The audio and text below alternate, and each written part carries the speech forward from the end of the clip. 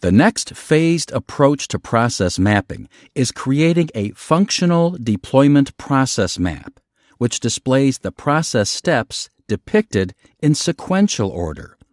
Also referred to as a swim lane, this tool illustrates where each step is performed and who is involved.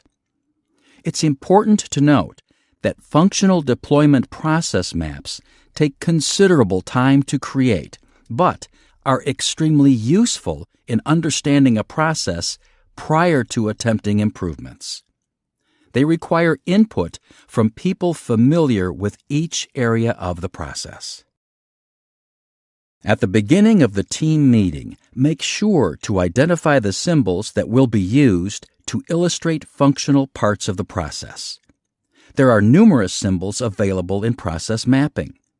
We suggest you keep it simple and limit to 4 main symbols: a box or rectangle for process steps, a diamond for decision points where 2 outcomes could occur, an oval designating the start and end points of the process, and connector lines used to demonstrate the flow of the process from start to finish. Once the start and end boundaries have been determined from your SIPOC, on Post-it notes, list each of the process steps.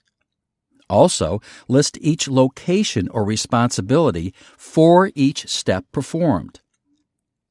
Depict either individuals by job title, specific locations, or work functions.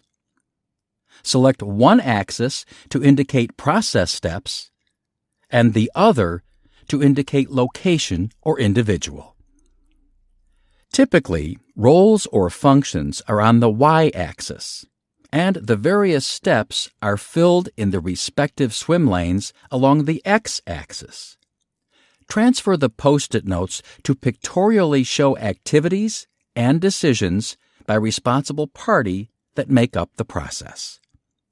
Identify the sequential order in which the steps are performed.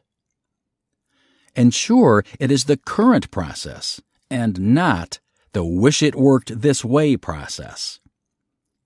Finally, add in arrows to indicate the direction of the flow when illustrating who does what at a certain point in the process, where each step is performed, points where work flows out of and back into the process, the sequence of events. Once flow and order are complete, add time, both range and average, for each step.